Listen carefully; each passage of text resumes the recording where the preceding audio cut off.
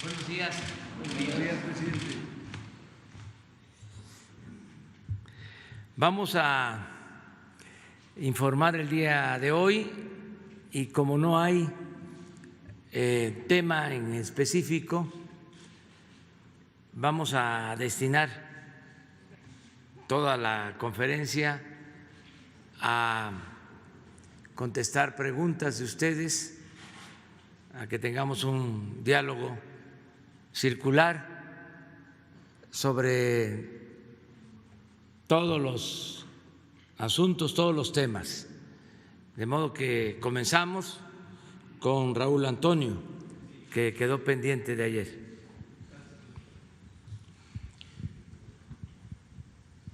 Muchas gracias, señor presidente. Buenos días. Raúl Hernández, de elbarlovento.com.mx, el concepto integral del comercio exterior. Tengo 3 puntos.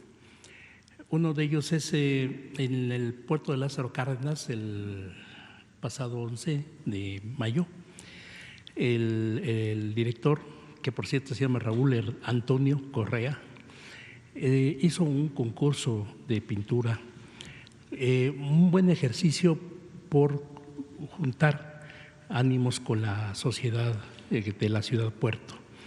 Hubo 3 ganadoras, mujeres, unas pinturas muy buenas, pero lo que quiero comentar, bueno, Kendra Esquivel Vargas, que fue el primer lugar, todos los niños, señor presidente, hicieron dibujos muy interesantes, dando muestra del conocimiento que tienen del puerto, o sea, detalles, en fin.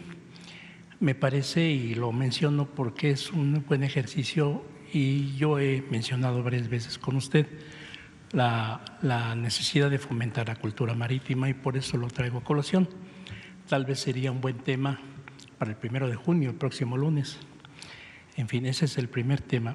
El segundo tema es una embarcación un industrial pesquero de camarón, que no le han renovado su permiso, de pesca de camarón de altura, porque en las administraciones anteriores, permítame tantito, en administraciones anteriores no había mucha corrupción. Creo que llegaban a pedir hasta 600,000 pesos por el permiso de pesca de altura. El barco se llama Mar Generoso y es para pesca comercial, el Mar Generoso, propiedad del señor Andrés Guillermo Flores. Estuve investigando, me dio todos los papeles y todos sus documentos están en regla. Traté de comunicarme con la pesca, no me han contestado, ya pregunté por medio de comunicación social de Conapesca, no hemos tenido respuesta. Pero pues ya se pasaron 2 temporadas de pesca de este señor y tiene todos sus documentos en regla. Ojalá y pudiésemos hacer algo, porque la verdad me parece que es una pena. Tiene trabajadores que les está pagando y en fin, y a eso se dedica el señor. Me parece que es un sector productivo que además es necesario para el país. El tercer punto es el tema que yo quería tratar el día de ayer, porque estaba la presencia del señor secretario, y en alcance de la pregunta que yo formulé, de los comentarios que formulé el 24 de abril con respecto a la seguridad en la zona de Campeche. Señor, me he estado investigando y creo encontrar, y me parece que es muy grave la situación, porque en primer lugar, todo el personal que tiene que ver con la seguridad en las terminales portuarias, en los puertos, el personal que tiene que ver de las empresas navieras que despachan sus barcos. Por ejemplo, el OPIP es una figura que es oficial de protección de las instalaciones portuarias. El otro es el OCPM, que es el oficial de la compañía de protección marítima, en este caso de una naviera. Todos estos, incluso a bordo también hay otra figura, deben de ser egresados de la de escuelas náuticas y son personas que deben ser preparadas para ese fin, de acuerdo al reglamento de la Ley de Navegación y Comercio Marítimo.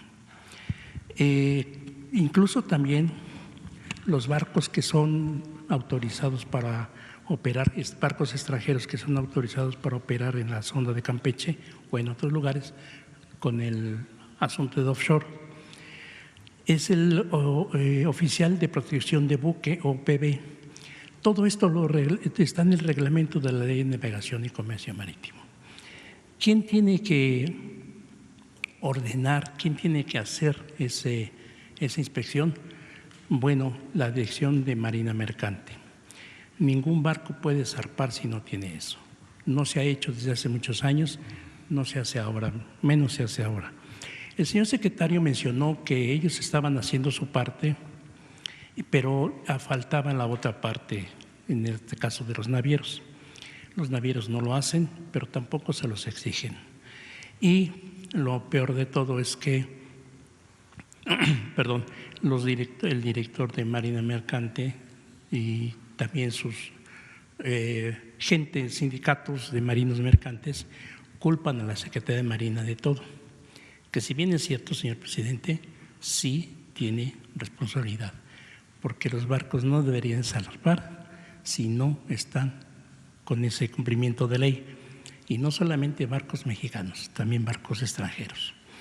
Pero a mí me parece muy peligroso porque culpan a la Secretaría de Marina y obviamente por cuestiones de intereses. Ya lo platiqué el 9 de enero y nuevamente lo puedo volver a decir, porque hay intereses probados.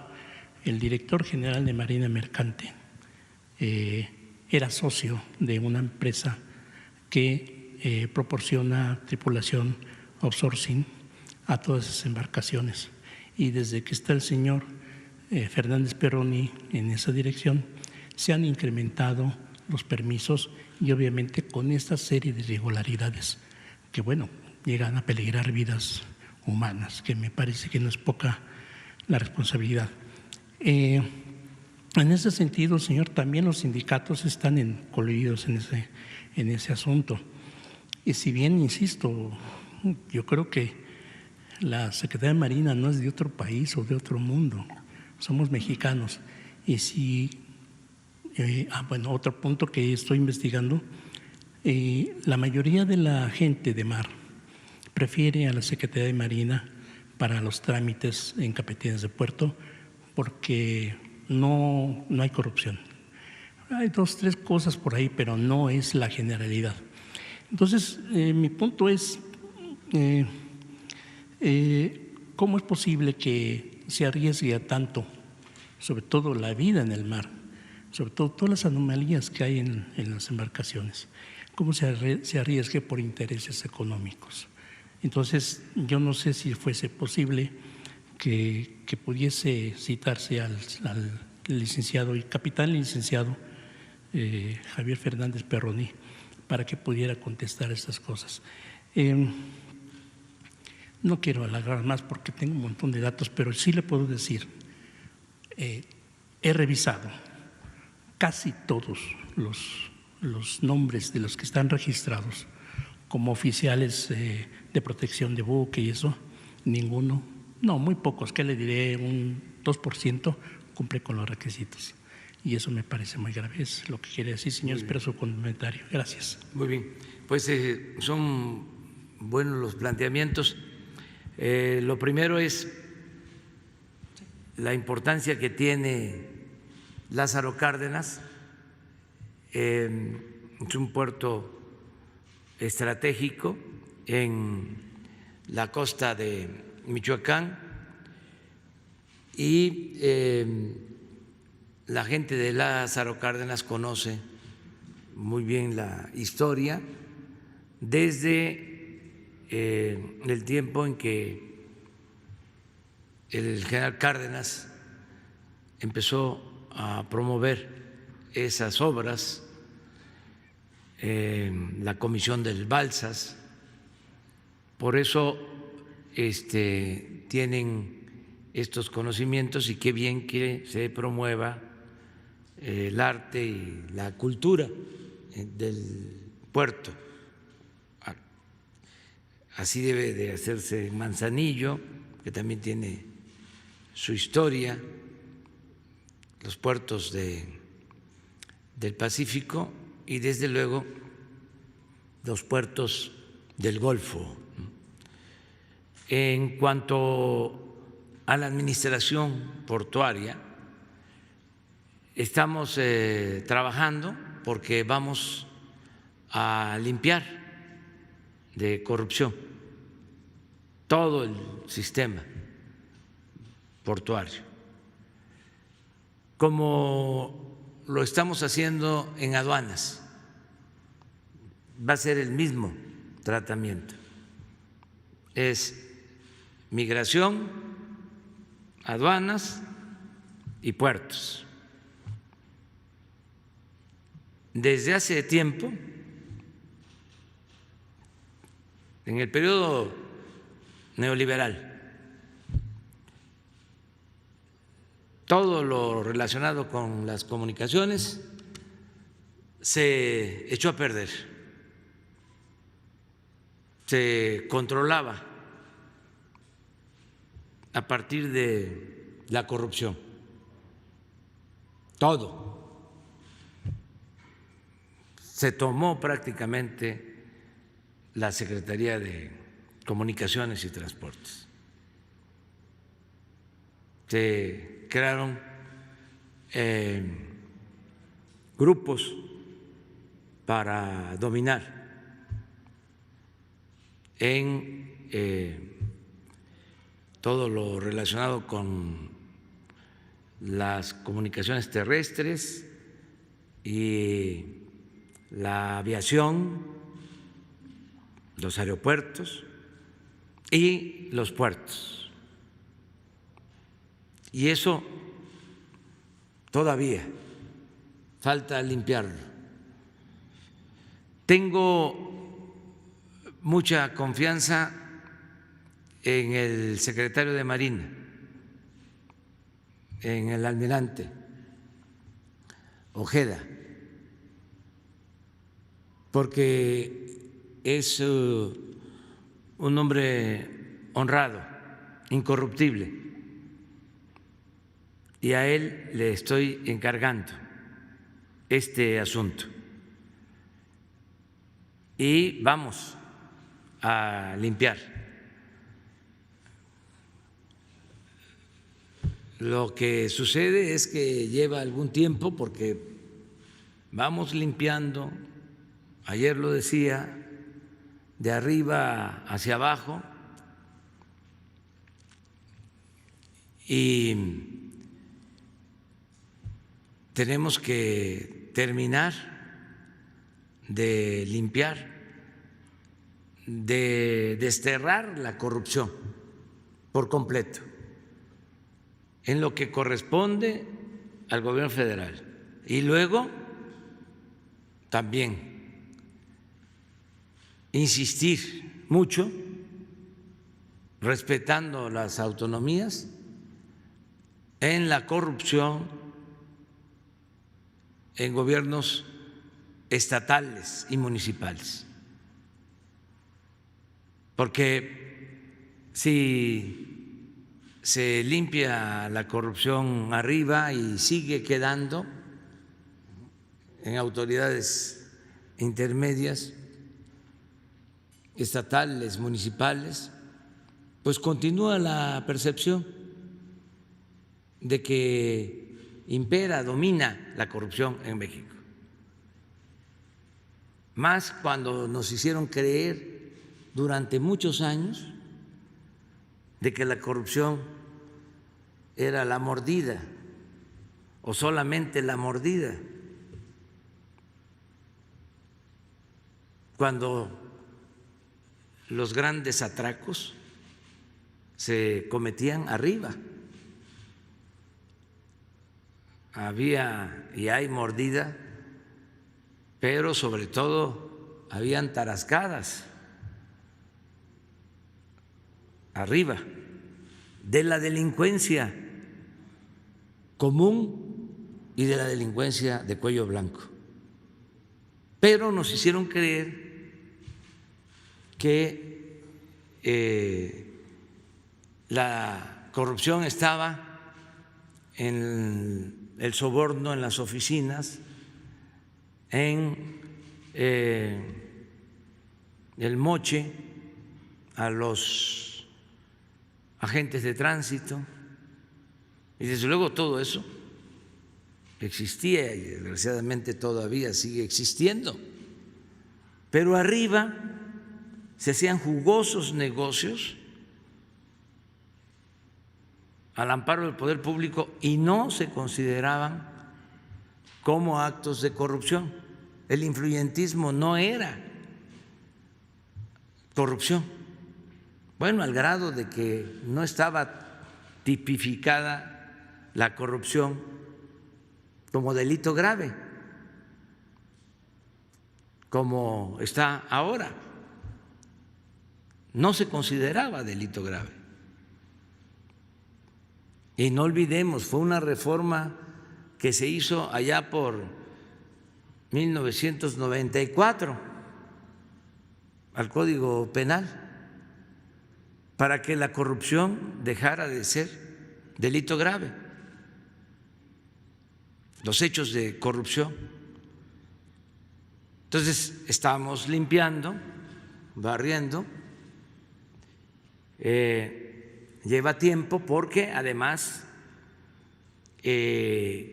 siguen habiendo funcionarios que vienen de las administraciones anteriores con malas prácticas, para decirlo coloquialmente, con toda claridad, con malas mañas.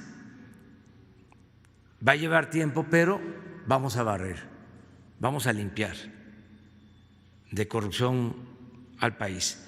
Este es el caso de los puertos.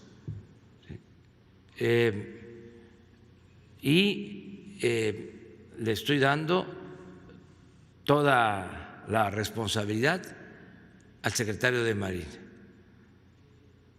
pero estoy seguro que en poco tiempo vamos a poner orden.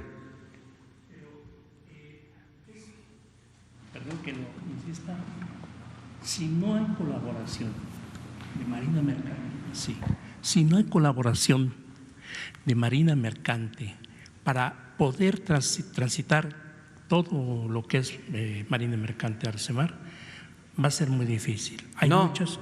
No va a ser difícil, porque hay voluntad de hacerlo.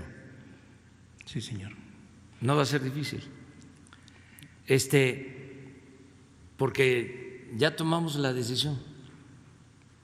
Me quedo claro que hay resistencias.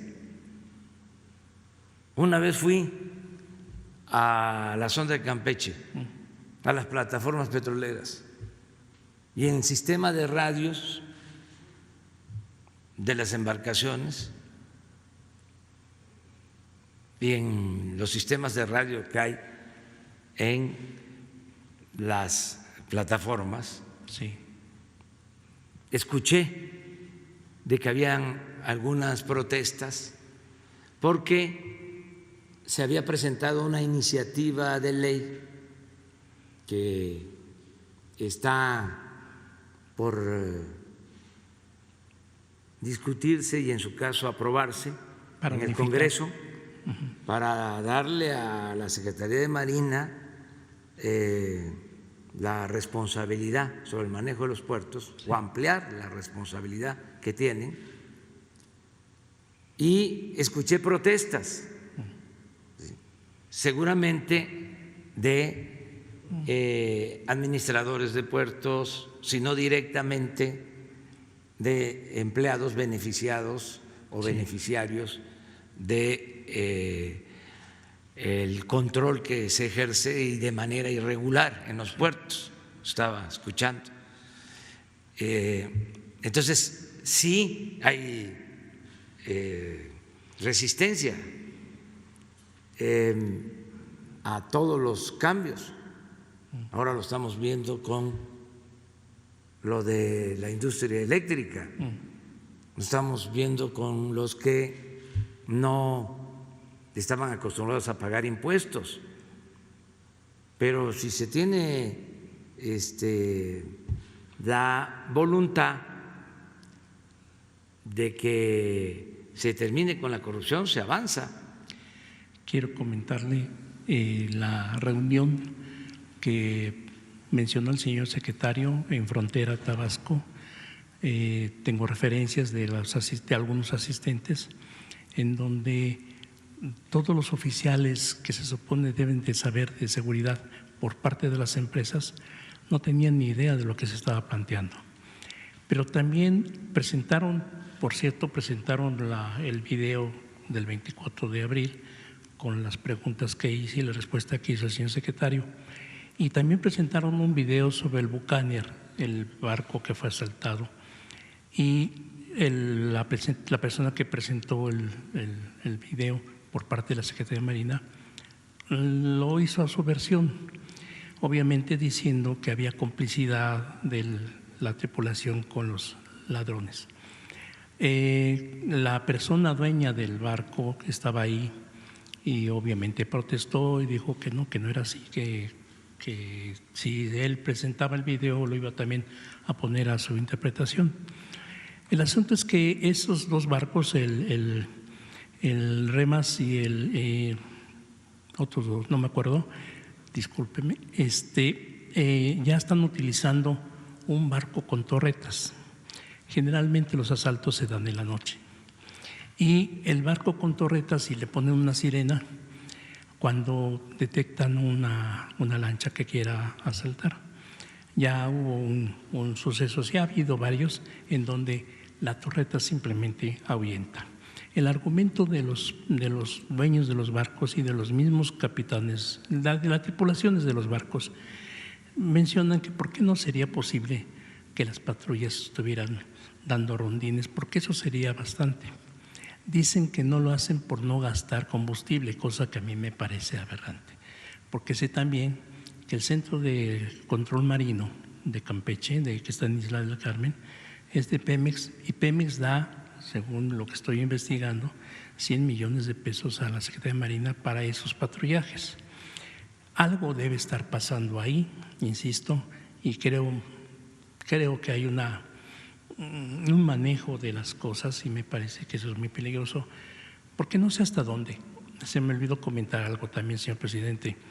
Los grupos de marinos mercantes en sindicatos y todo y empresas han hecho una carta que le entregué precisamente a don Jesús la vez pasada, porque quieren que les autoricen una vigilancia civil con barcos y equipados, con armas. A mí me parece que eso pero además es una aberración. Les vamos a dar armas. Señor, espero que, como usted dice, me disculpen, pero yo veo mucha corrupción detrás de esa gente. Sí. Y eso a mí me parece, no tiene usted idea cómo me mandan saludos, pero es el país el que está en juego y por eso me atrevo a decirlo. Sí, pero además estás tocando, es un tema que va a atenderse, se está atendiendo, pero vamos a profundizar más en eso. Vamos a limpiar de corrupción los puertos. Miren, ahora mismo hablas de Lázaro Cárdenas. Ahí hay 2 embarcaciones, buquetanques, llenos de diésel de contrabando.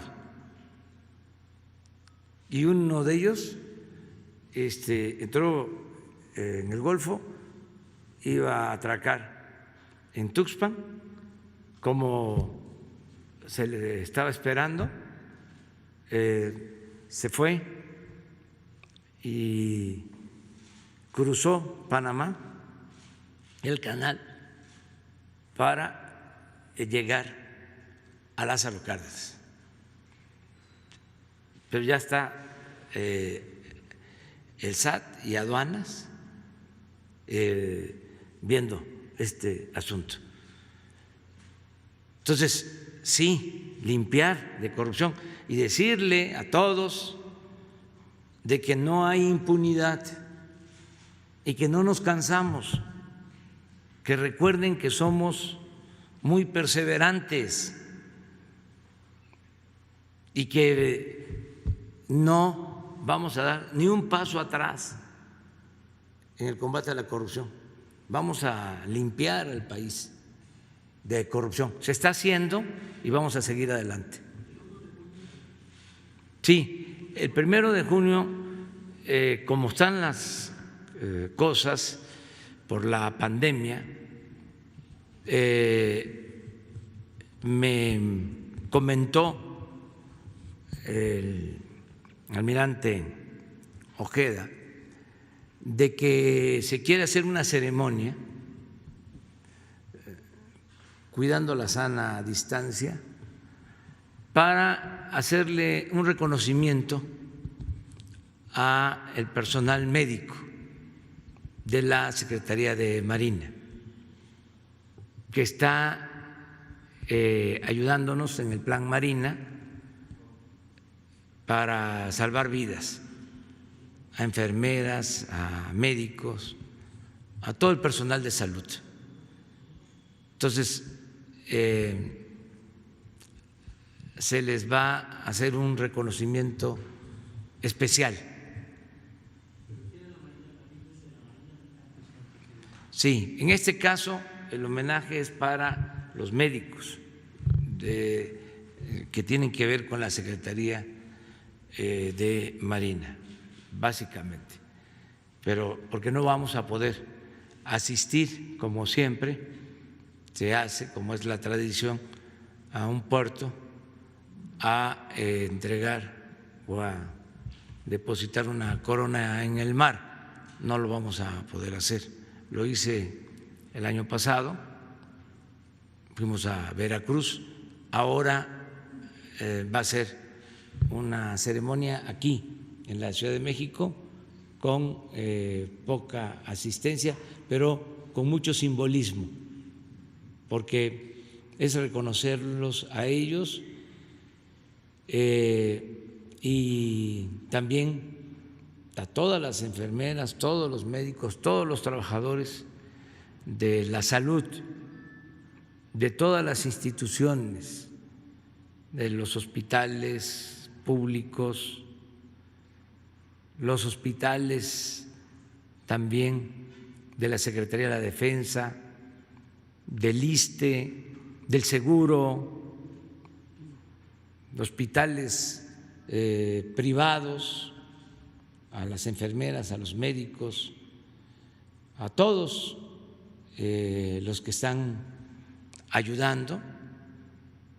Ya lo hemos dicho muchas veces, gracias a ellos se está dando atención a muchos enfermos en los hospitales.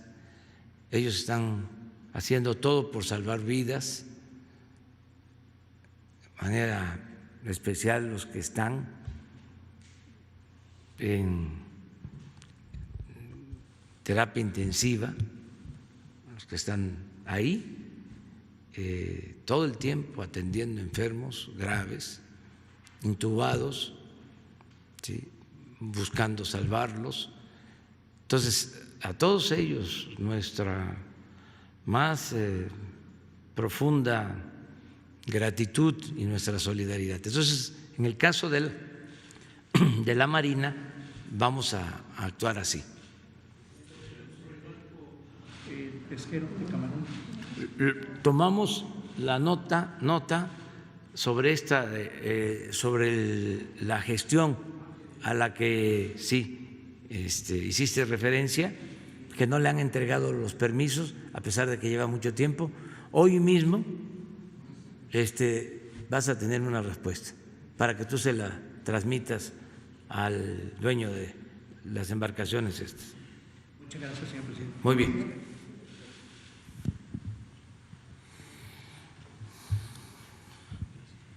Señor presidente, gracias. Arturo Páramo, Grupo Imagen.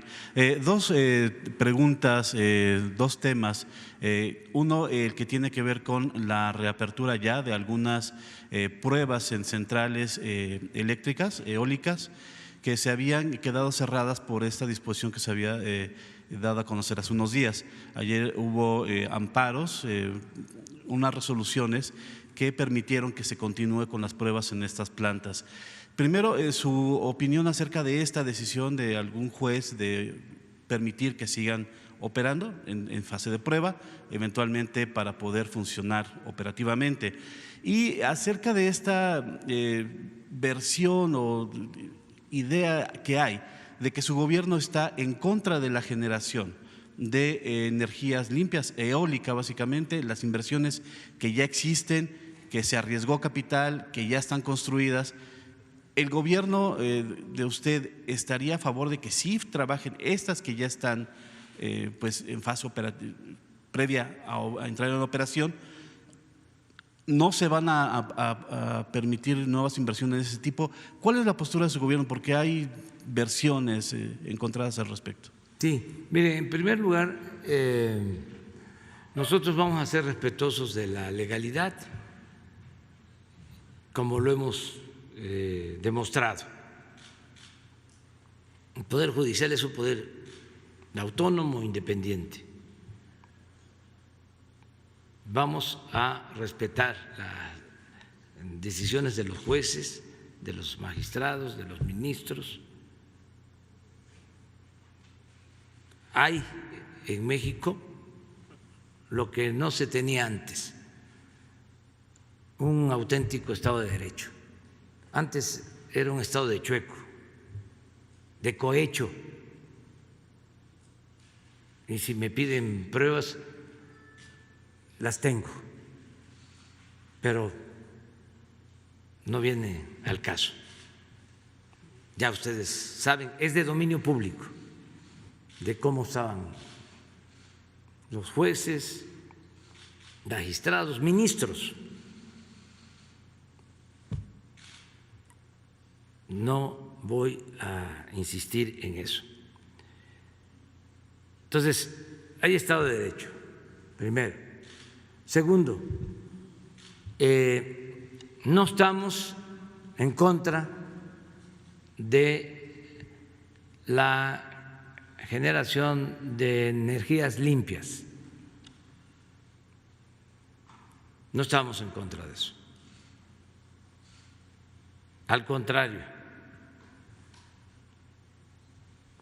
cada vez vamos a impulsar más las energías alternativas. Tercero, estamos en contra de la corrupción, del saqueo y del influyentismo que prevaleció durante todo el periodo neoliberal en la industria eléctrica, que ese es el fondo del asunto. Se entregaron concesiones, contratos leoninos que afectan el interés nacional, que afectan al pueblo de México, que dañan la economía popular, porque a través del influyentismo se pactó mediante componendas entre empresas particulares y funcionarios públicos la compra de energía eléctrica a precios elevadísimos, con subsidio, incluso se pretendía destruir a la Comisión Federal de Electricidad, cerrar las plantas de la Comisión Federal de Electricidad, subutilizarlas Es decir, no permitirles que generaran energía para darle preferencia a las plantas de generación eléctrica del sector privado, sobre todo extranjero.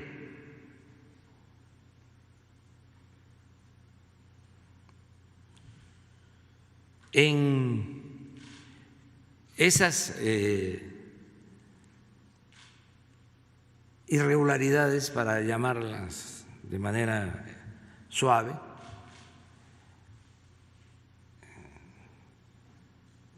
en esos actos de corrupción se le dio preferencia a estas empresas de generación de energías limpias.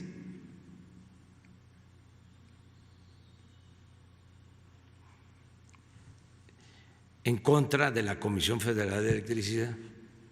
Entonces, lo que estamos haciendo ahora es poner orden y que haya piso parejo, porque de lo que se quejan, de que hay preponderancia de la Comisión Federal de Electricidad o del Estado, es exactamente lo que ellos hacen, porque ellos tomaron la Comisión Federal de Electricidad y la preponderancia, el control preferencial lo tenían las empresas particulares en contra de la empresa pública. Entonces, no se suspende, no se cancela ningún contrato, no hay expropiaciones, no hay estatismo, no hay nacionalización de la industria eléctrica como lo hizo el presidente Adolfo López Mateos. Es que no haya corrupción, porque pagar sobreprecios por la energía eléctrica significa que los consumidores, el pueblo, tengan que pagar más por el consumo de luz. Entonces, lo que estamos protegiendo es el consumo de la energía eléctrica y garantizando que se pueda ofrecer a precios justos. Cuando estos señores se apoderaron de la industria eléctrica, desde el gobierno de Salinas,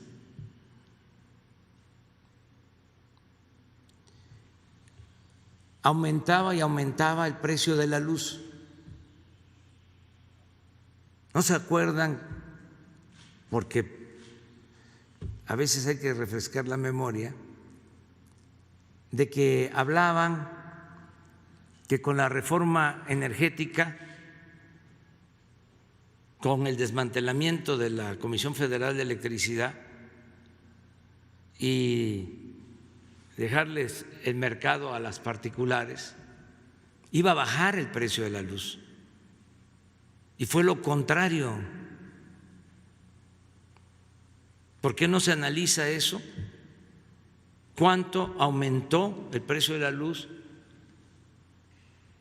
en el sexenio anterior, en los dos últimos sexenios, en el periodo neoliberal? Entonces, yo hice el compromiso de no aumentar en términos reales el precio de la luz y lo voy a cumplir. Para eso necesitamos acabar con la corrupción, con los privilegios, con el saqueo. la corrupción hay que combatirla no solo por razones de índole moral, que ya es bastante, porque moralizar a México es lo fundamental. Pero no solo hay que combatir la corrupción por razones de índole moral, es también porque se liberan muchos fondos para el desarrollo y es lo que permite que haya bienestar. En un país en donde predomina la corrupción, pues hay desigualdad y hay pobreza.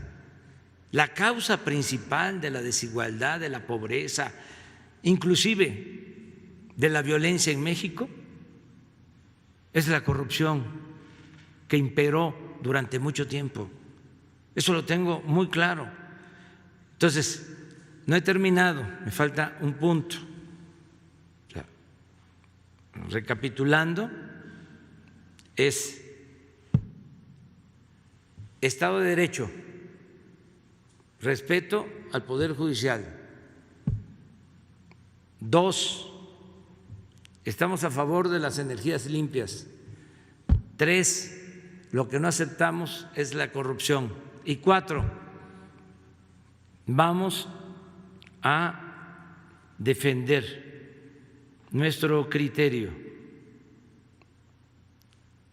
en los tribunales, porque tenemos el derecho de hacerlo. Entonces, tienen instrucciones ya los servidores públicos de la Comisión Federal de Electricidad, de la Secretaría de Energía, para defender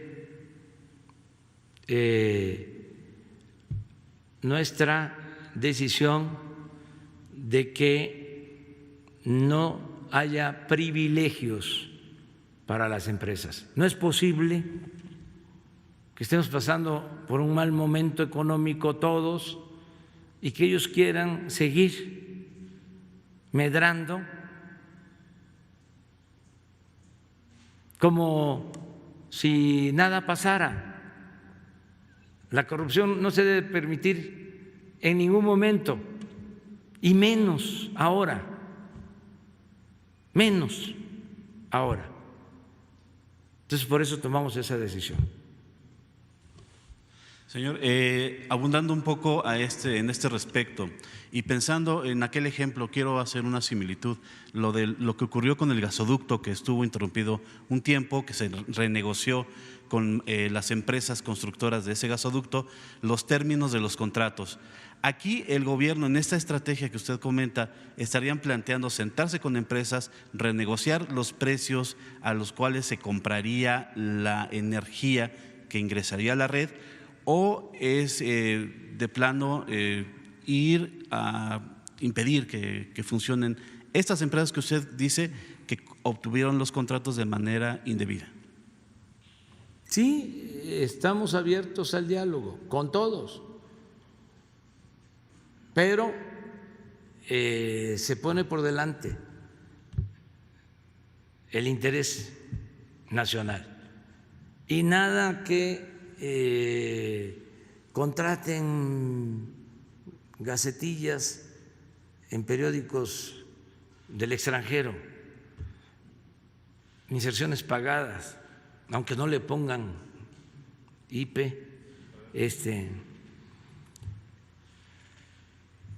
no nos va a hacer cambiar eso,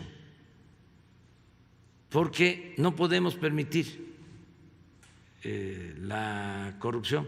Entonces, sí, al diálogo, sí, que se entienda que eso que hacían antes era porque se los permitían,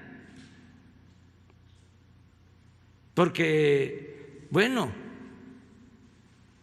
los trataban a los funcionarios muy bien, los colmaban de atenciones. Cuando terminaba un funcionario del sector energético, de la industria eléctrica, tenía asegurado su trabajo en las empresas particulares de generación de energía. No voy a ahondar sobre el asunto porque ya es hasta de mal gusto estar repitiendo y repitiendo y repitiendo, pero se iban a los consejos de administración de las empresas. Los exsecretarios, exsecretarias de energía, ¿dónde están? Hasta los expresidentes se iban a trabajar a las empresas que ellos ayudaban y a las que se beneficiaban con las privatizaciones y con los contratos. Entonces yo entiendo pues que estén molestos, pero ojalá y vayan poco a poco aceptando de que son otros tiempos. Ya no vamos a permitir la corrupción. Ya eso pasó a la historia, al basurero de la historia. Entonces, sí diálogo, por lo que tú estás preguntando, planteando, pero con legalidad. Afortunadamente se avanza en este proceso. Yo les decía de algunas empresas que no pagaban impuestos, que se las ingeniaban o les permitían no pagar y se lucían los despachos de fiscalistas, igual como sucedía con los despachos de abogados penalistas que en el periodo neoliberal se anunciaban como lumbreras y ponían hasta ejemplos de que no tenían a nadie en la cárcel, que ninguno de sus clientes había llegado a la cárcel, sobre todo los que defendían a delincuentes de cuello blanco. Era así, muy común. Hubo un tiempo en que se convirtieron en famosos estos abogados. Bueno, algo parecido sucedía, no quiero generalizar, no quiero hablar de todos los fiscalistas, claro que hay abogados profesionales rectos que merecen todo nuestro respeto, y lo mismo los abogados penalistas y de todas las profesiones, no se vaya a malinterpretar, pero sí habían despachos encargados de buscar la manera de que las grandes empresas no pagaran impuestos. Entonces, ahora ya es distinto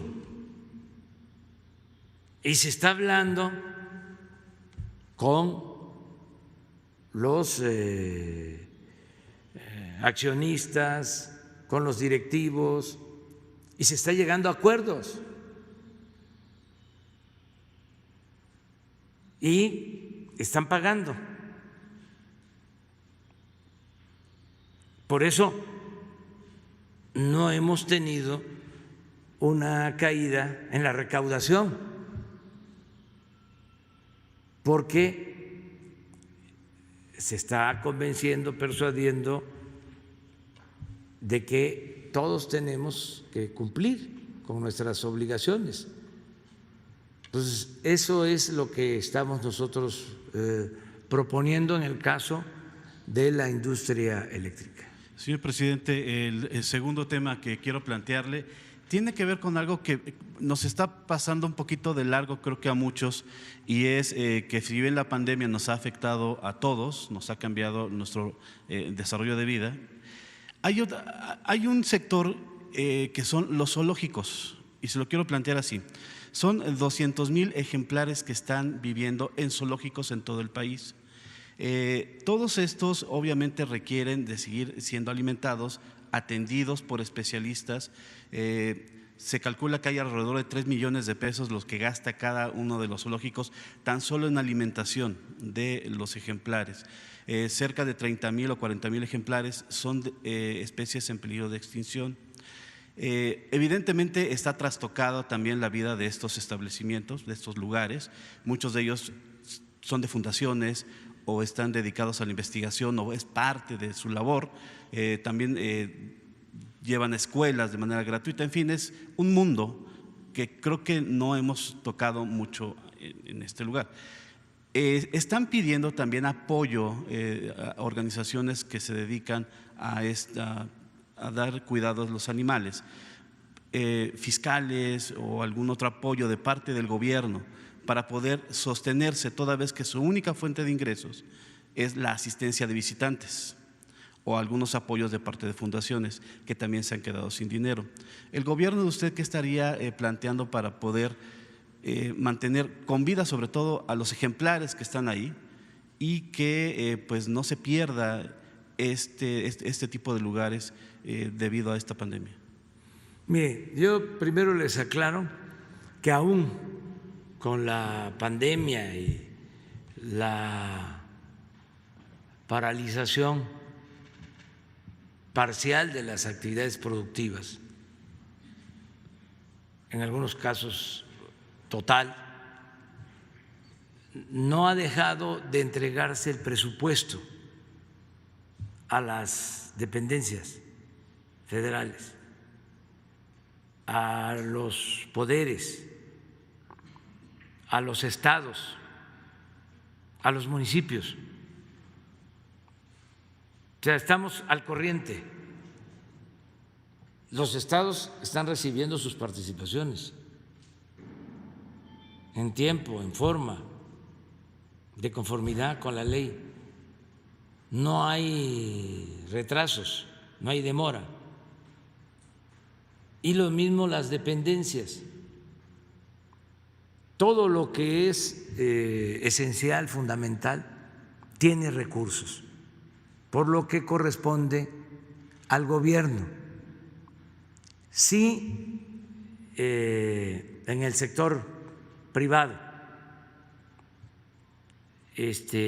no hay los recursos, ese es otro asunto. Y por tratarse pues de animales, si nosotros tenemos solicitudes de apoyo, desde luego que las atendemos. Pero ahora no hemos tenido o no hemos sabido de instituciones que estén solicitando apoyo con ese propósito. Mañana van a estar con nosotros los que están dispersando todos los recursos para apoyar a la gente en medio de esta pandemia. Se va a informar sobre cuántos créditos se han entregado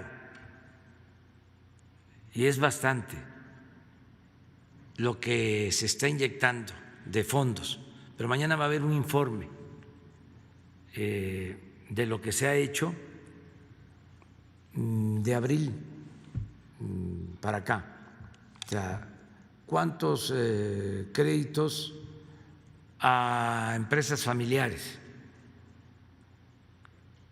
tanto del sector formal como del sector informal, cuántos créditos a pequeñas empresas que tienen trabajadores en el Seguro Social, cuántos créditos a trabajadoras domésticas, cuántos créditos a transportistas, ¿sí? Cuántos créditos a servidores públicos, cuántos créditos del Infonavit para vivienda, del Fobiste. Ahora, mañana se va a dar a conocer también una nueva línea de crédito de Fonacot para trabajadores. Entonces, se está contemplando, porque fue un compromiso, incluir a taxistas, a meseros. Sí, vinieron. Sí. Lo que estamos haciendo es resolviendo lo de los registros de los padrones,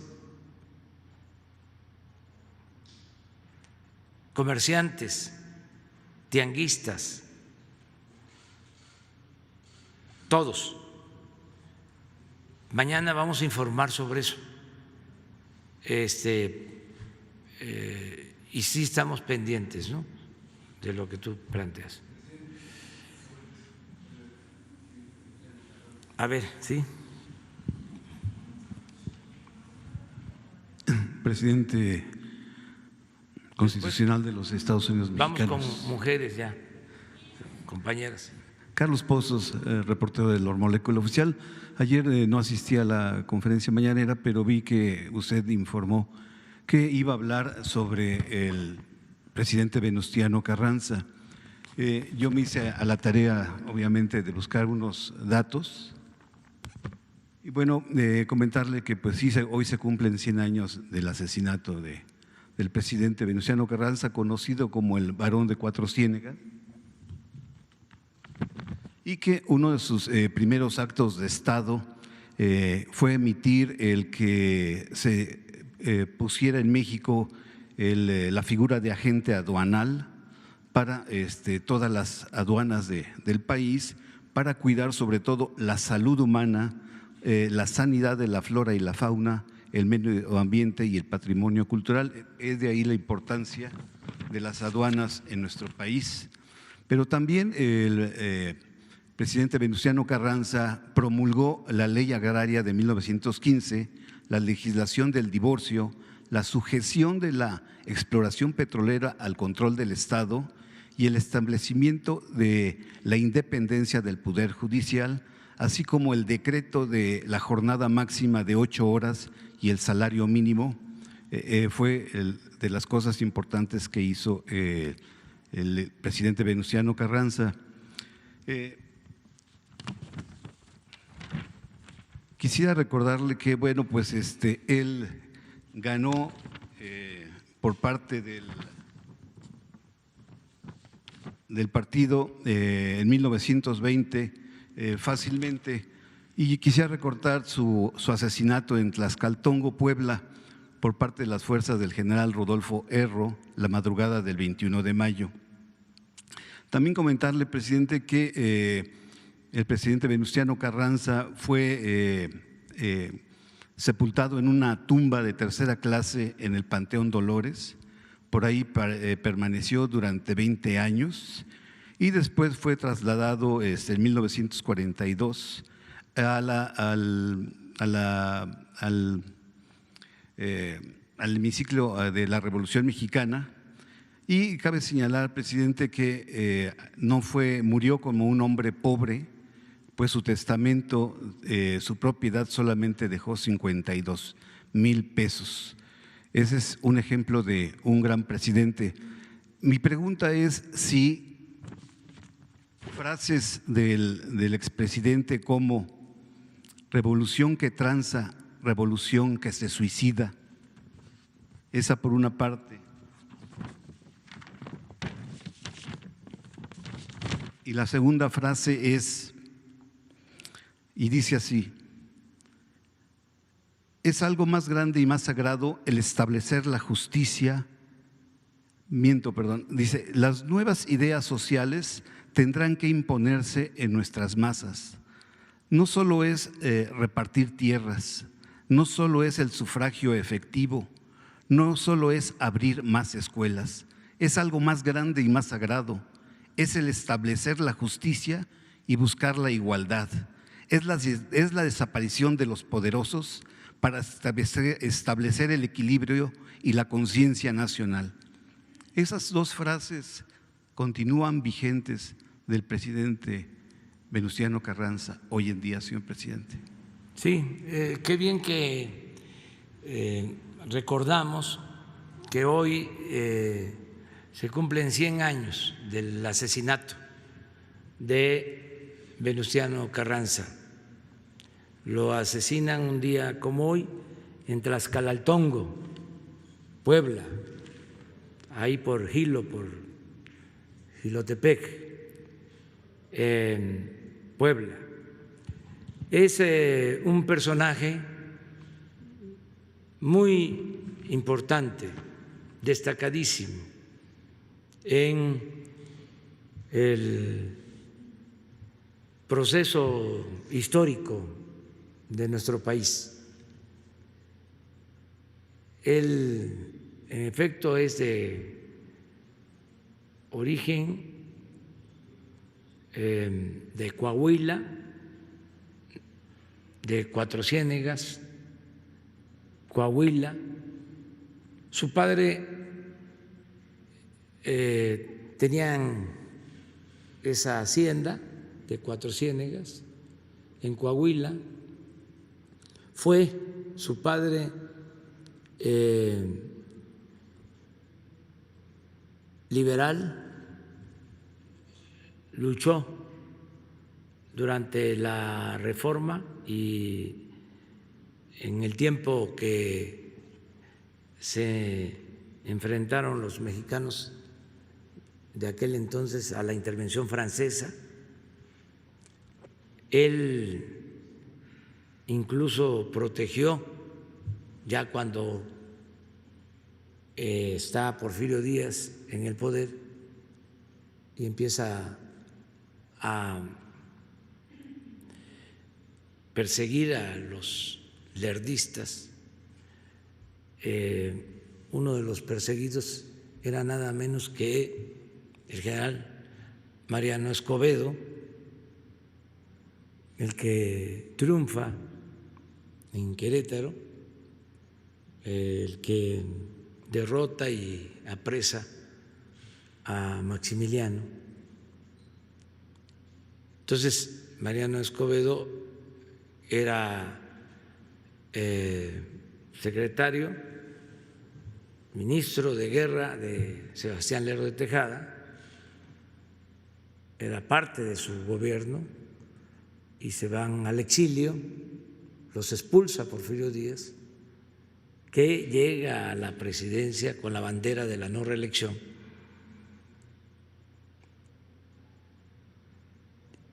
Y se introduce Mariano Escobedo para combatir a Porfirio Díaz en la parte inicial del porfiriato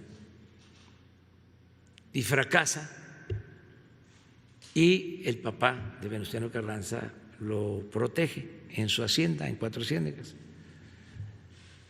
Pero cuando ya se sabe que estaba ahí,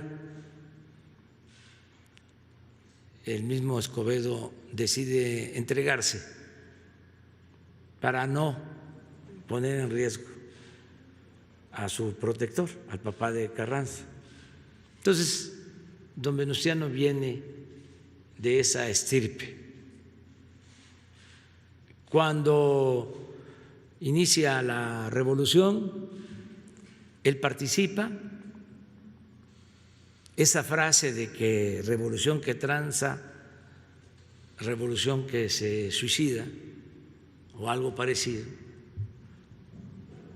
que se le atribuye a él, se da a partir de que triunfa el movimiento maderista en la batalla de Ciudad Juárez y se firman los tratados de paz. En Ciudad Juárez están reunidos. Madero integra un gabinete, vamos a decir, legítimo, pero no legal, y nombra a Venustiano Carranza como ministro de Guerra.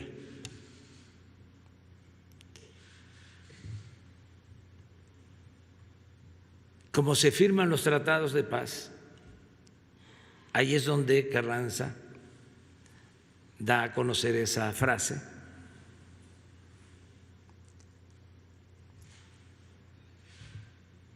Pero en esos acuerdos de paz se llega a la decisión de la renuncia, de exigir la renuncia y la salida del país de Porfirio Díaz, que es cuando sale a partir de esos acuerdos de paz al extranjero, a Francia, embarca en Veracruz y se va para no volver. Allá fallece en París y allí está. Ahí están sus restos. Entonces, don Venustiano Carranza hace política más que nada en Coahuila. Llega a ser gobernador, siendo presidente ya después del interinato, que también se acuerda en el pacto de Ciudad Juárez. Llega en una elección democrática Francisco I. Madero a la presidencia y Venustiano Carranza es gobernador de Coahuila. Cuando se traiciona a Madero,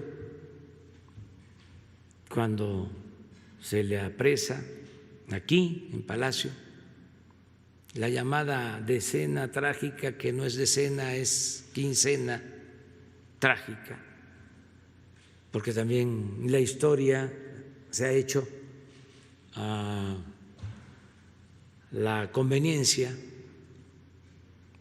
de los potentados y se están corrigiendo ahora esas cosas con la nueva historia, no solo por nosotros, eso lo han venido planteando durante mucho tiempo los historiadores y ya por eso en vez de decena trágica se habla de quincena trágica. Desde que inicia la traición hasta que Huerta ordena el asesinato del presidente Madero y del vicepresidente Pino Suárez. Entonces, cuando se comete esa canallada, ese asesinato lamentable, que es de los momentos más tristes de la historia de México, que han habido otros, desde luego, desde que Cortés asesina a Cuauhtémoc, allá en Tabasco, por Tenosique, ya cerca de los límites con Guatemala. Así han habido otros, pero este asesinato también muy reprobable porque se le quitó la vida a un hombre bueno, un idealista, que quería establecer una auténtica democracia en el país. Entonces, cuando se dan estos hechos, ya ven que en la política, cuando no hay principios, también lo aclaro, los amigos suelen ser de mentira y los enemigos de verdad. Entonces, cuando se tienen cargos importantes, suele pasar de que llegan muchos amigos, pero a la hora de las definiciones son pocos o también muchos los que demuestran que son amigos, que son compañeros de lucha, que son aliados. Donde hay más traición siempre es arriba, en la llamada clase política. El pueblo no traiciona. Bueno, eso es lo que yo tengo de experiencia. A mí quien me ha sacado a flote, quien me ha salvado siempre, ha sido el pueblo. Me han ayudado y han sido solidarios muchos de los que hemos luchado. Pero en momentos difíciles son pocos los de arriba que se definen. ¿Qué pasa cuando asesinan a Madero?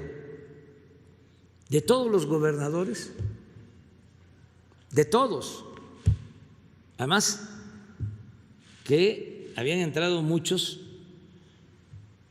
por el triunfo revolucionario, impulsados por el movimiento maderista. Pues cuando asesinan a Madero se quedan callados. Y el único gobernador que se rebela es Venustiano Carranza. Al principio, luego Maytorena de Sonora. Pero hay casos de gobernadores maderistas que cuando les avisan del golpe mandan telegramas reconociendo a Huerta. Ya ni les digo también los reconocimientos de embajadas y de otros países. Pero bueno, Carranza dice no y pide permiso. El Congreso local de Coahuila le da el nombramiento de jefe de la insurrección para enfrentar a la dictadura huertista, al usurpador. Y ahí es donde surge el ejército actual.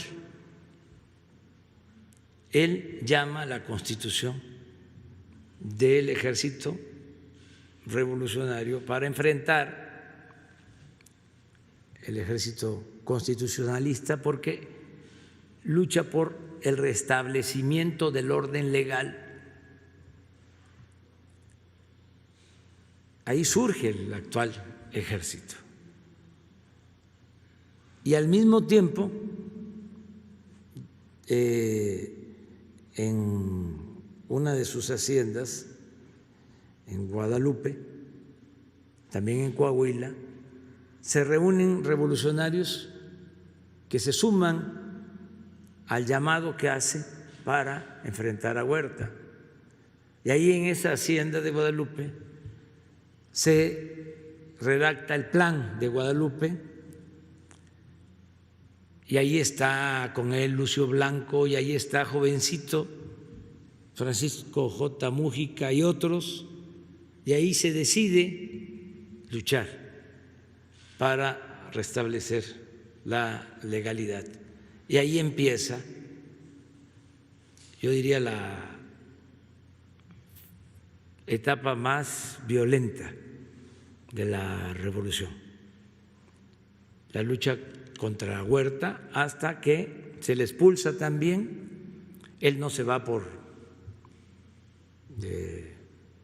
Veracruz, se va por lo que antes se llamaba Puerto México, Coatzacoalcos, se va al extranjero.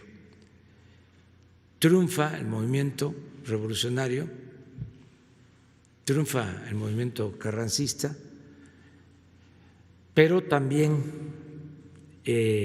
participan en la revolución Villa, Zapata, y también, como suele pasar en los movimientos de transformación, hay diferencias. Tan es así que Villa y Zapata llegan aquí a la Ciudad de México, están aquí en el Palacio, en el despacho presidencial. Es la foto de donde están sentados, Villa en la silla presidencial. Zapata no se quiso sentar en la silla presidencial porque sostuvo que estaba embrujada. Yo no sé si estaba embrujada o no, de todas maneras, antes de que yo llegara, la mandé a limpiar.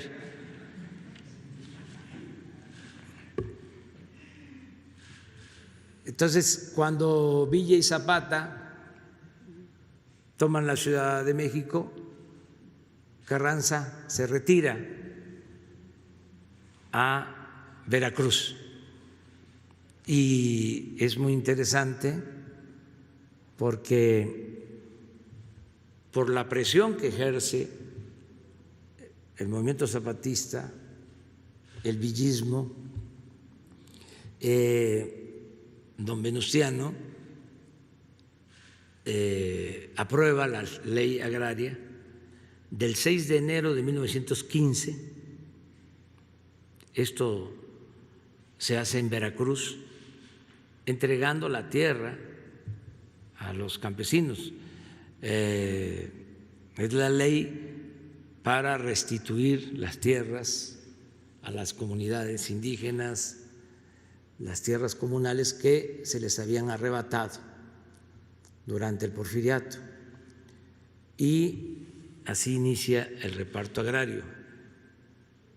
Don Venustiano tiene todavía otras cosas muy importantes. Fíjense lo que es la historia. Nos quedamos con la idea cuando estudiamos de que la abolición de la esclavitud se llevó a cabo a partir de 1810, porque en efecto Miguel Hidalgo declaró abolida la esclavitud, pero fue una declaratoria, una proclama. Desgraciadamente, la esclavitud se mantuvo casi en todo el siglo XIX y es abolida en los hechos hasta 1914, 1915, 100 años después, cuando el presidente Carranza expide leyes para la liberación de los peones de las haciendas, peones acasillados que estaban esclavizados. Eso no hace mucho, estamos hablando de 1915, hace 100 años. ¿Qué pasaba entonces? Yo escuché, me tocó, algunos que vivieron muy jovencitos en esa época y les contaban sus padres que eran peones, que cuando llegaban los revolucionarios a las haciendas y les decían a los peones que ya eran libres, los peones, en vez de alegrarse, se ponían a llorar, porque no sabían qué era la libertad. En esas haciendas estaban enterrados sus tatarabuelos, sus bisabuelos, sus abuelos. Tuvo que pasar un tiempo para que esos peones libres actuaran como hombres libres. Fue un proceso. Por eso los que quieren que todo se dé así, de la noche a la mañana, en los procesos históricos, en los procesos sociales de transformación, no sucede como se piensa. Lleva tiempo. Eso sí, se va avanzando. Como ahora que estamos en un momento estelar de la historia por el nivel de conciencia ciudadana que se ha adquirido en México. Bueno, se debe a don Venustiano la verdadera abolición, la real abolición de la esclavitud. Y se debe a don Venustiano también el artículo 27 de la Constitución de 1917. Y sobre todo se le debe a él el principio de que los recursos naturales, el petróleo, es, de acuerdo al artículo 27, desde 1917, propiedad de la nación, porque no estaba así.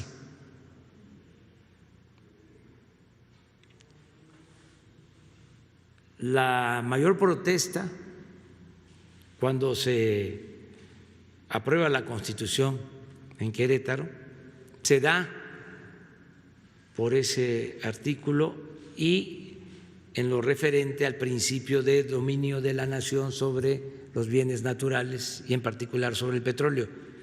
Las empresas petroleras de entonces,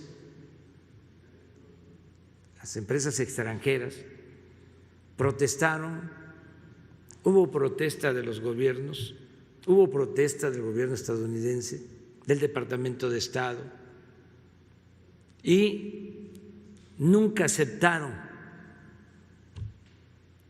el artículo 27. Luego, por las mismas confrontaciones políticas,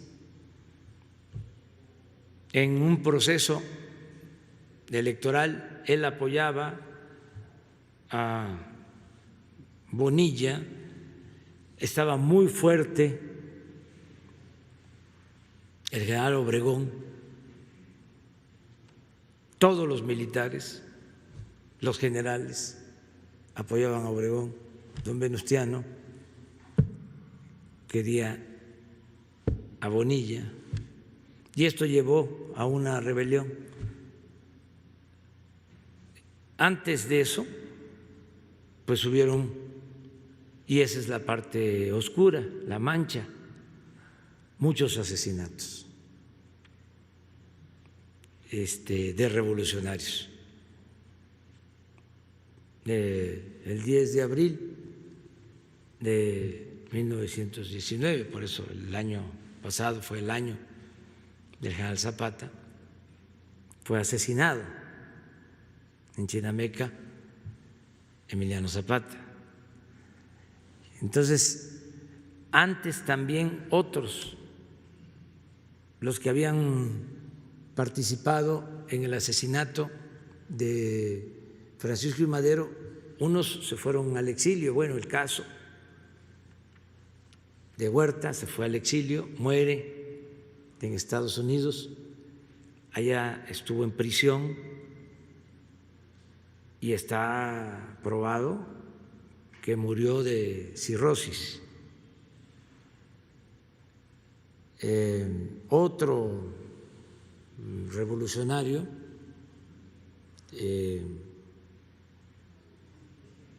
Orozco, que estuvo en la batalla de Ciudad Juárez, de Chihuahua, también fue asesinado, porque después de enfrentar Huerta a Orozco, porque Madero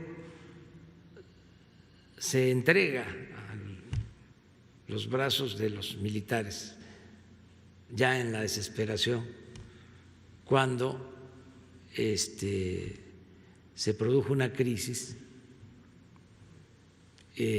confía en Huerta,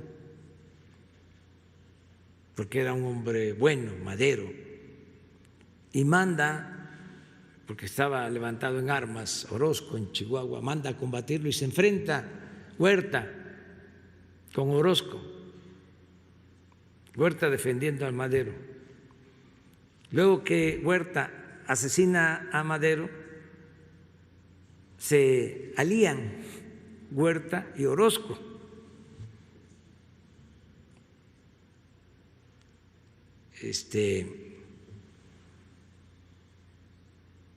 Sí, así fue. Entonces,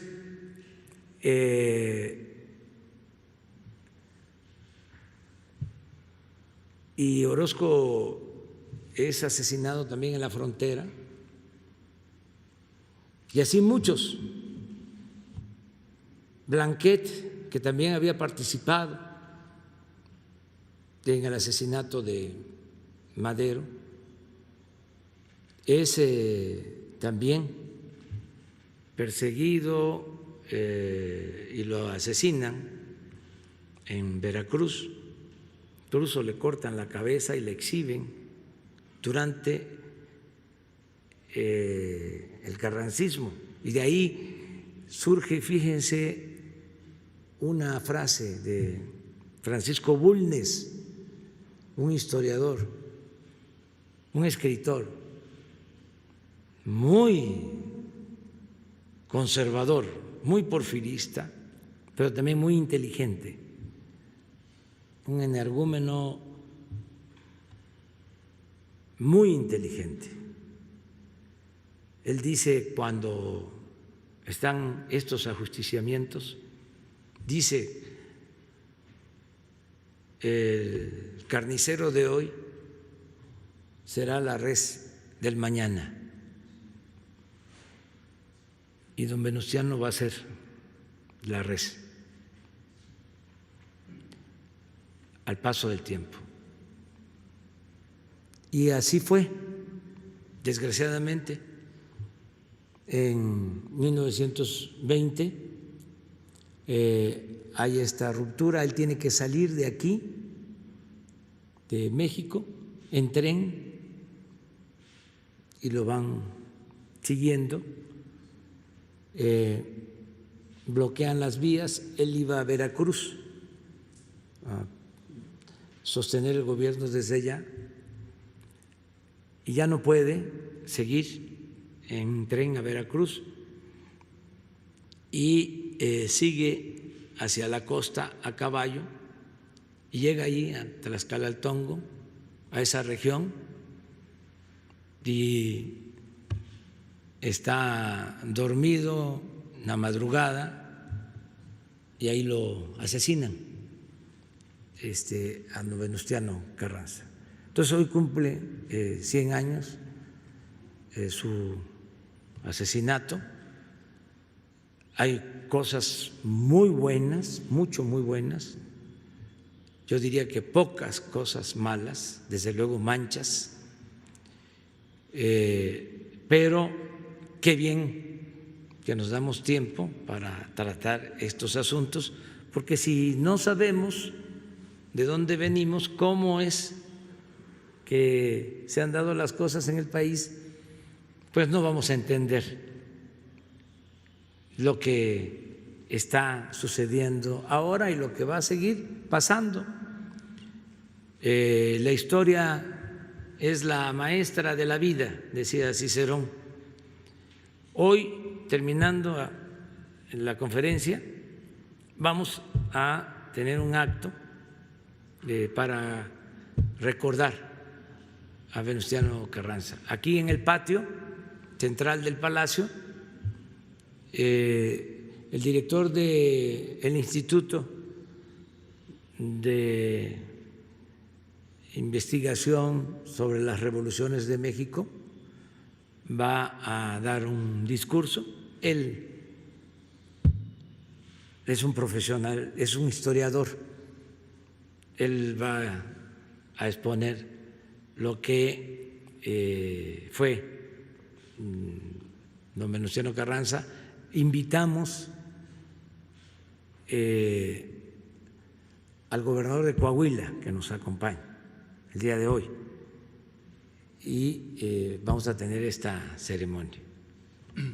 Jefe de la Nación, mi segunda pregunta.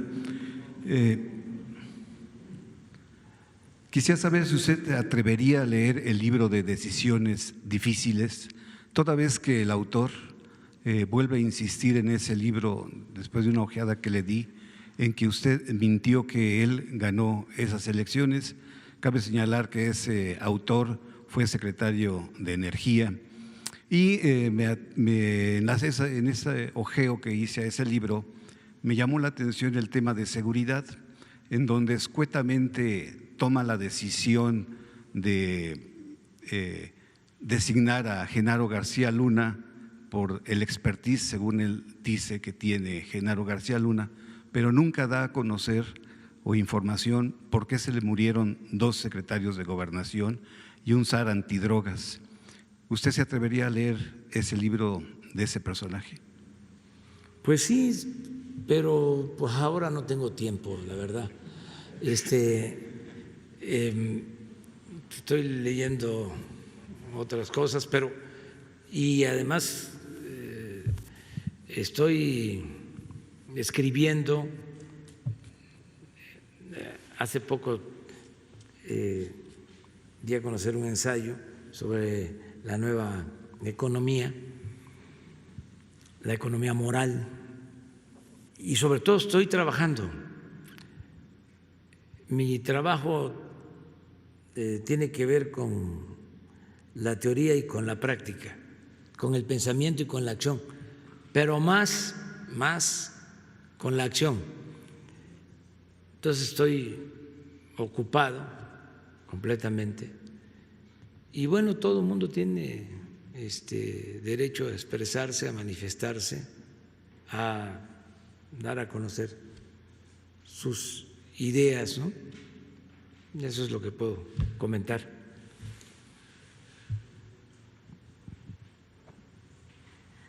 Buenos días, señor presidente.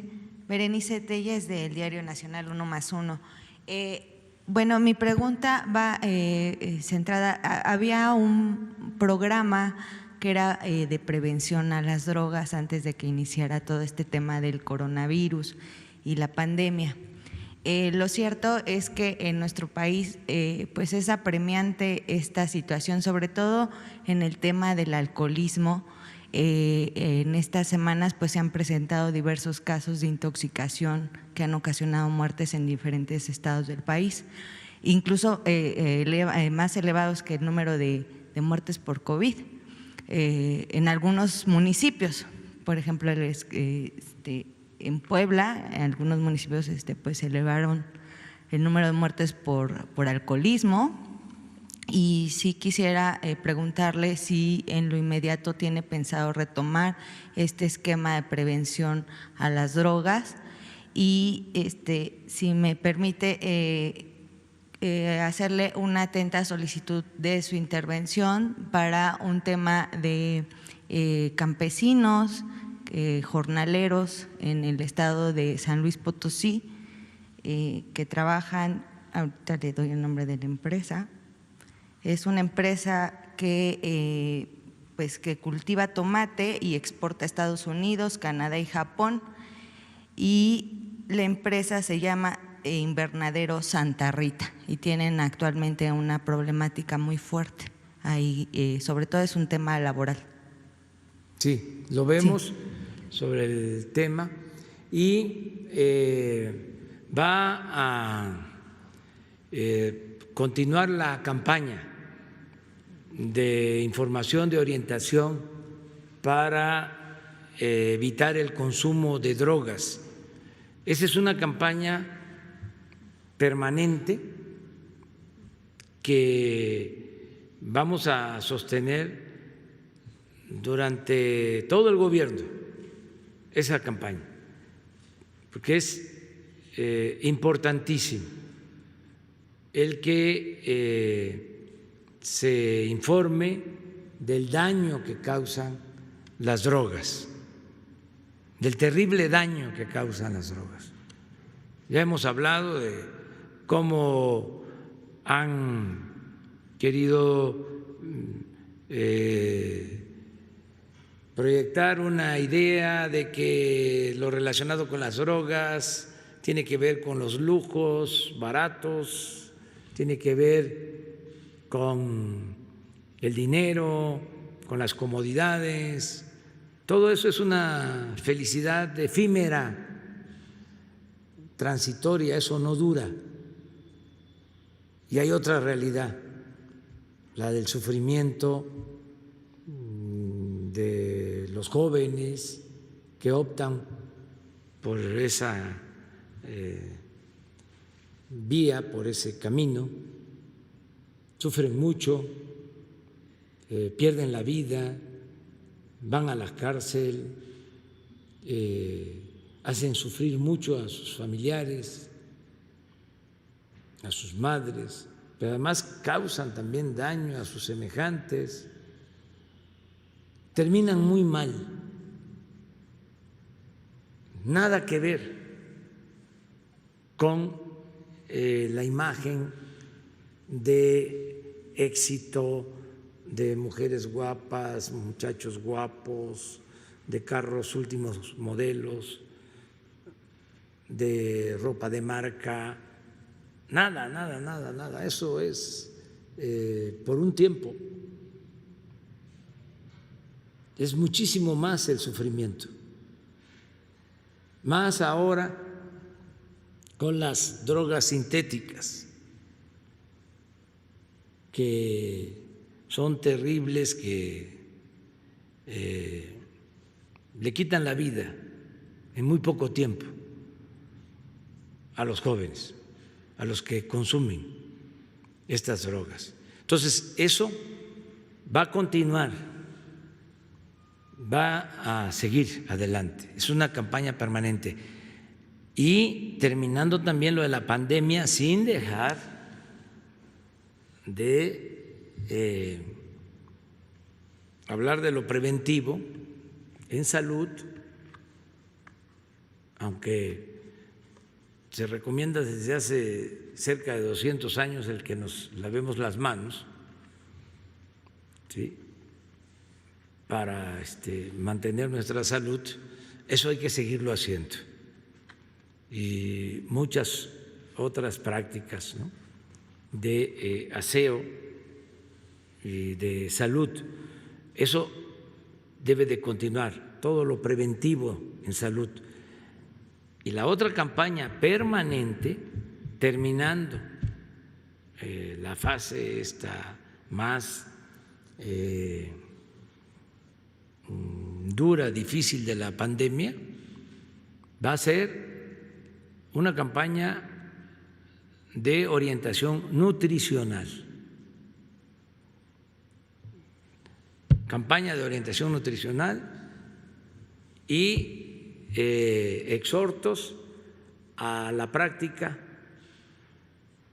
del ejercicio físico y del deporte.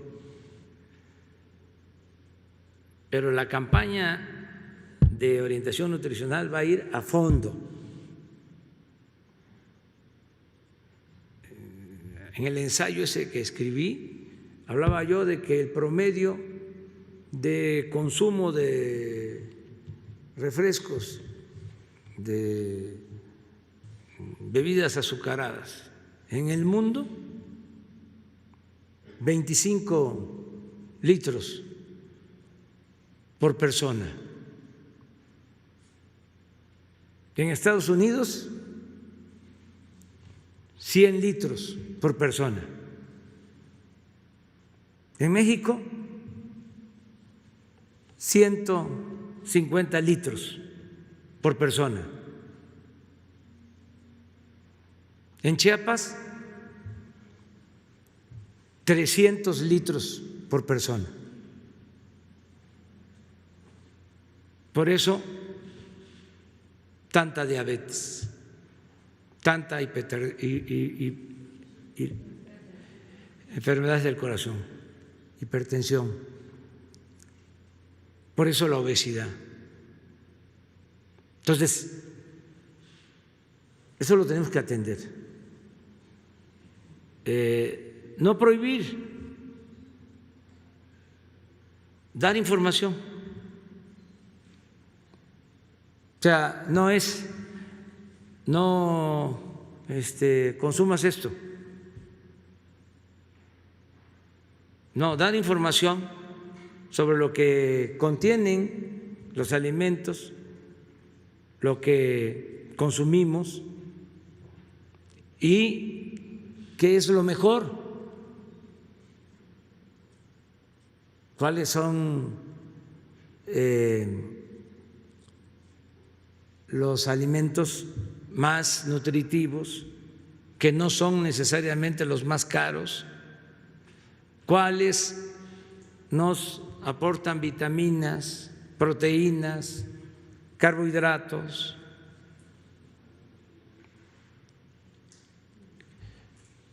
Y lo que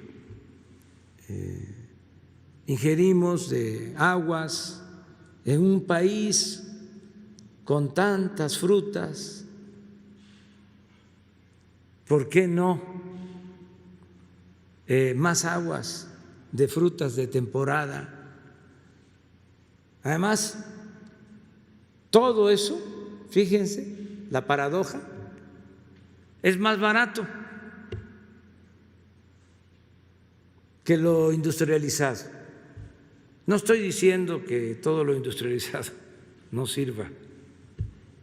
Además, no hay que prohibir nada, pero sí hay que acercar información a la gente, porque muchas veces es porque se desconoce, porque no convenía por el mercantilismo, por el economicismo, por el afán de lucro, porque predominaba la política neoliberal, no convenía hablar mucho sobre estos temas que tienen que ver con el bienestar del pueblo.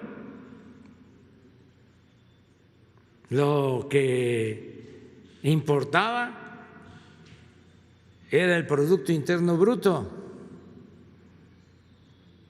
el crecimiento a secas, a rajatabla, aunque se enfermara la gente, aunque se destruyera el territorio, aunque se afectara el medio ambiente. Entonces ya no estoy ahora trabajando sobre un índice para medir bienestar, un índice alternativo al llamado Producto Interno Bruto. Lo voy a presentar, un nuevo parámetro que va a medir, sí, crecimiento, pero también bienestar. También grados de desigualdad social. Se va a aceptar si hay crecimiento y hay menos desigualdad. Y otro ingrediente en este nuevo parámetro, en este nuevo paradigma, la felicidad del pueblo. No les va a gustar a los tecnócratas, pero ya ven que si no les gusta a ellos, a lo mejor es bueno para nosotros. Ya terminamos porque vamos al homenaje. Se mide. Hay países en donde se mide el nivel de felicidad y eso es parte del bienestar. Déjenme, estoy elaborando la fórmula, la vamos a aplicar en México. Es un sistema de medición distinto y a lo mejor contribuimos también para tener otros parámetros en el mundo, para poder saber si realmente hay bienestar, porque progreso sin justicia es retroceso. No se trata nada más de acumular riqueza, y menos si se trata de acumular riqueza en pocas manos. Es importante la distribución del ingreso, la distribución de la riqueza, es decir, el bienestar. Entonces, es un aporte que vamos a hacer. Voy a convocar a econometristas,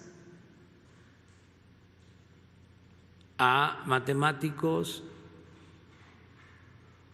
a economistas, a sociólogos, antropólogos, a psicólogos, a especialistas, sí, también, para que hagamos algo nuevo. Yo voy a hacer el planteamiento, como se dice en los modelos de investigación, el planteamiento del problema. Te voy a plantear la hipótesis y vamos a desarrollar algo nuevo, un aporte interesante, pensando en el regreso a la nueva normalidad. No podemos seguir midiendo de la misma manera. Lo estamos viendo, pero sí es algo distinto, nos va a ayudar. Ahora que escribí el ensayo, demostré cómo, fíjense, en el periodo de Salinas fue cuando más se entregaron bienes, ¿no?, a particulares, bienes del pueblo y de la nación. Fue un traslado de empresas, bancos, ¿no?, que eran del sector público al sector privado, como nunca. En un año, además, cumpliendo toda la formalidad, pero desde luego simulando, porque se hacían subastas.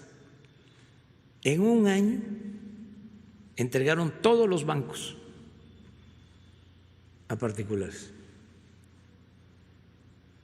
y se hacían subastas. Pero cuando estudié esto, me metí a ver, dejaron un libro que le llamaron, o se llama, yo no sé si todavía existe, si no lo han retirado, se llamaba o se llama el Libro Blanco, imagínense. Ni la burla perdona. Y me metí a leer el libro a detalle. Y ahí me encontré, porque para ellos era una cosa normal, como lo fue la corrupción durante mucho tiempo. Se veía como algo normal, era un tonto el que no robaba. Entonces se llegó a un nivel de enajenación en que no se cuidaba nada, ni las formas. Entonces ahí en el libro aparece de que licitan o subastan un banco, participan particulares para la compra del banco, le dan el banco Banamex a un grupo y la siguiente licitación a la semana o subasta es la de Bancomer y a Bancomer le dan, o sea, el banco lo entregan al que saca el segundo lugar en el primer banco. Entrega Bancomer y al que saca el segundo lugar en Bancomer le dan el banco siguiente. Y así se van a encontrar con eso. Entonces, yo creo que hasta el Fondo de Cultura Económica lo publicó. Imagínense a qué se dedicaba el Fondo de Cultura Económica.